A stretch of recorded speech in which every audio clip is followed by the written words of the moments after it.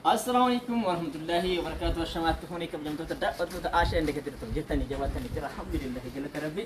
Egaa kabajamtoota daawwattoota keenya akkuma beekamu meeshaa har'a obboleessa keenya obbo Ummu Muraad no Abu Muraad yani Abu Muraad Ummu Muraad same sa meeshaa obboleessa keenya Abu Muraad yookiin immoo Abba Muraad qabadhee isin dhufee jira jechuudha kabajamtoota daawwattoota keenya.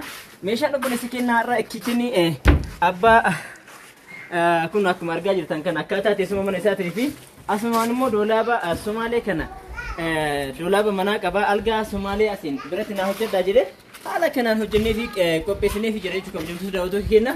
Amma jalqaba irratti duraan yeroo jalqabaa yeroo yookaan viidiyoo kanaan dura isin hojjetaa turre keessatti algaa yeroo isin hojjennu siree jechuudha. Yeroo hojjennu meetir kaamsaa komodiinoo gamanaatiin hojjennaa jechuudha. Komodiinoon tokko irraa hafee jennaan yeroo ammaa kana komodiinoo tokko haala kanaan addatti akka socho'utti hojjennee fi komodiinoo itti aanu keessa lammaffaa immootu asiin diizaayiniin sun ittiin akka nafneef jecha asuma irratti diizaayinii komodiinoo haala kanaan hojjennee fi baay'ee bareedaa ta'ee hojjenneef jechuudha. Kana hojjechuun asiin komodiinoon jiraachuu dhabuu isaa waan mul'isu hin qabu jechaadha.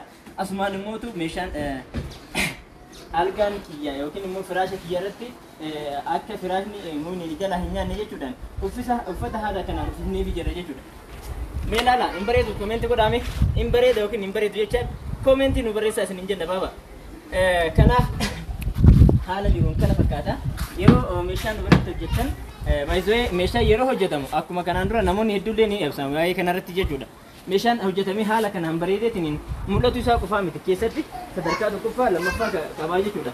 Kana isin jechuun kiyya muunni irraa hojjetamu kun sadarkaa tokkoffaa lammaffaa qaba. Nuti fi kennaa dhiyeessinee yeroo ammaa kana hoo meeshaa tokkoffarraa isin hojjetaa jirra jechuudha kabajamtoota daawwattoota keenya. Sireen isaa haala kanaan mee kaameramaan kenna itti siisee isin agarsiisa. Gubbaa kanatti footowwan hanga barbaade jijjiirradhaaf jijjiirraa algaatiif yookiin sireetiif isin fayyadu haala kanaan akka itti keessatti kaa'ataniif haala kana yoo qopheessinu jalatti immootu waan biraa waan isin barbaachisu akka kaa'ataniif haala kanaan qopheessinee jira jechuudha kabajamtoota daawwattoota keenya. Isinillee kana beektanii dhuftanii meeshaa qulqulluu isin hojjennu akka hojjennu beektanii dhuftanii akka xalabattan isin hin jenne. Itti aansuudhaan ammallee Abu Muraad asitti kitchenii qaba jechaadha. Kitcheniin isaanii haalli teessuma kitchenii isaaniillee akkuma kana jechaadha. Asiin ganaa iddoo meeshaa harki irratti dhiqatan itti naqama. Gubbaa olii kanaan waan akka isa bishaanii maal jedhamsa bowlerii. Bowleriin gubbaa kanaan waan gaxxamamuuf jecha iddoo kanaan tooppiin isaa hin hojjetamneef jechaadha. Asiin immootu kun immoo irraa ol ka'a. Irraa ka'ee asii agasitti irraa ol ka'ee gubbatti galattamamaa kunillee gubbatti osiqee girgiddaa irratti hojjetamaa kunis akkuma san gubbatti osiqa jechuudha. Iddoon kun immootu akka argaa jirtan kanatti gojjoo fakkaatee hojjetameera. Inni kun maalidha? Bakka ooviniin itti galudha jechuudha kabajamtoota daawwattoota keenya.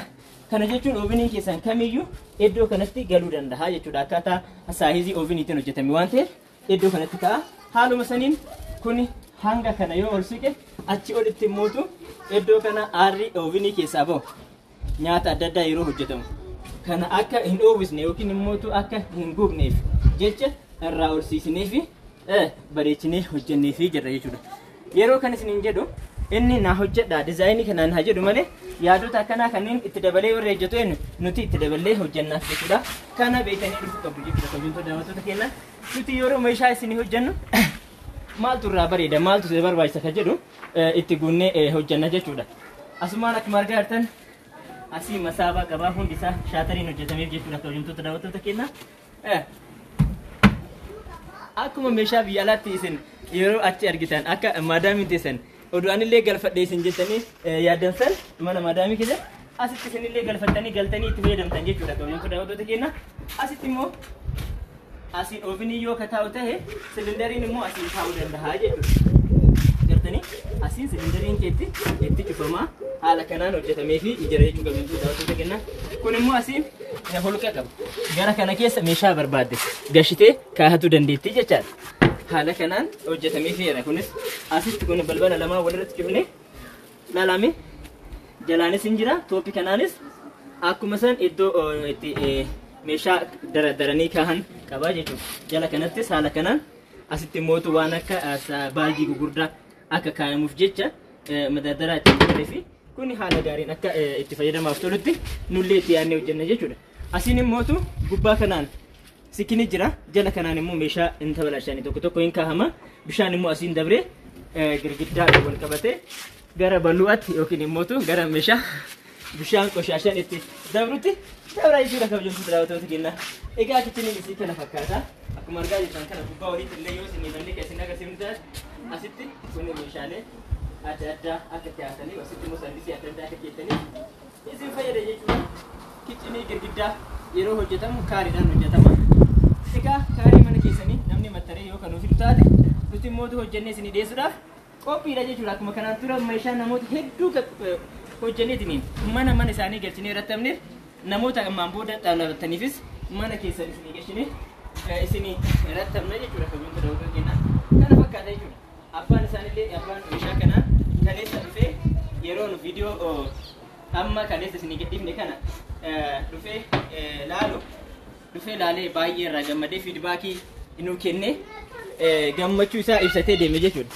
Asitti immoo egaa akkuma beekamu asitti kophee baafatameeti kan garaan dabarru jechuudha. Maaliif amma saaloonii seenaa irra yookiin immoo mana majlisaa seenaa irra jechuudha. Kabajamtoota daawwattoota keenya manni majlisaa haala kanaan majlisa abbaa kaartaa kan jedhamu qulqeensi isaa abbaa soddomaatiin isin hojjennee micoo abu muraadiif yookiin abbaa muraadiif haadha muraadiif mana isaaniitti akkaataa teessuma haala mana isaaniitiin hojjennee qopheessinee jirra jechuudha.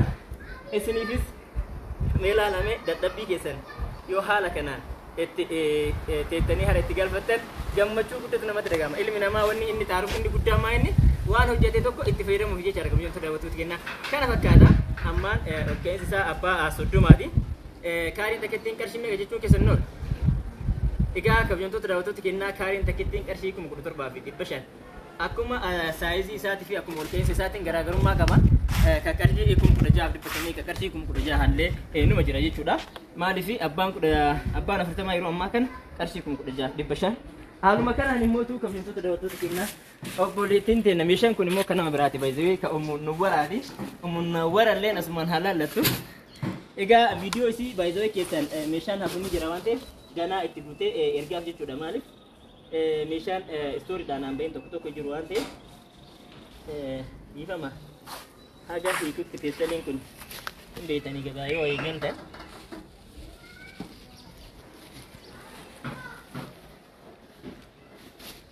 Egaa kabajamtoota daawwattoota keenya haala jiru kana fakkaata jechuudha.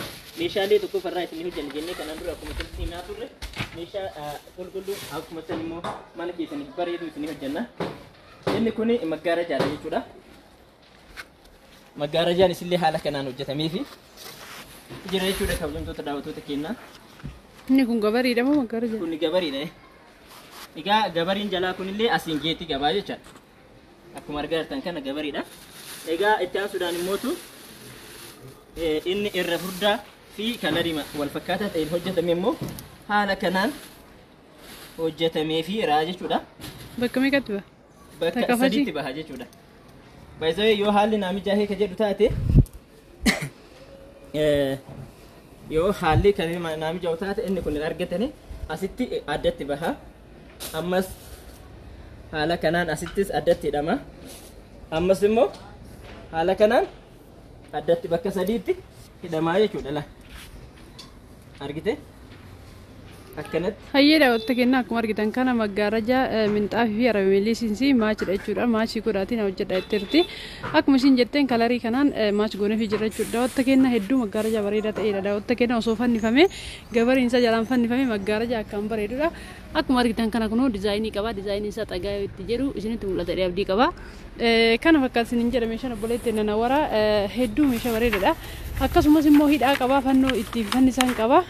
Kuno silverii kata'e kalarii ka ittiin bakka sadii itti hiitu jechuudha. Daawwattoota keenya haala kanaan qophaa'ee jira. Kun immoo isa masqaa yookaan immoo itti fannisuuf sibiila isii barbaachisuudha.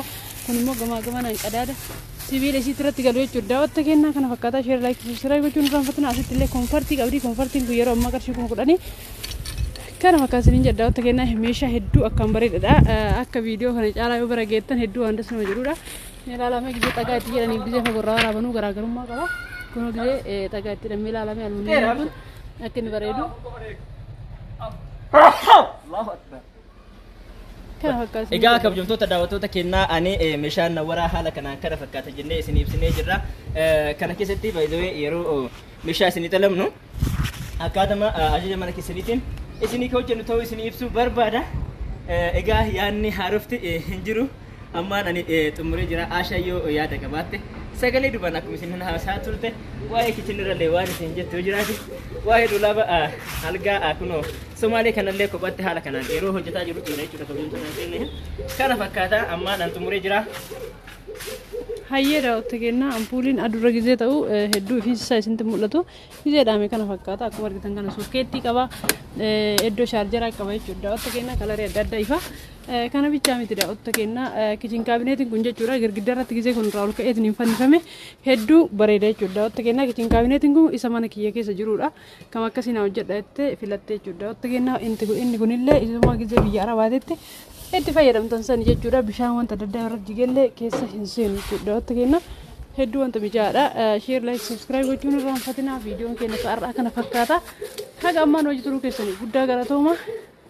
Assalamu alaikum warahmatullahi wabarakatuh.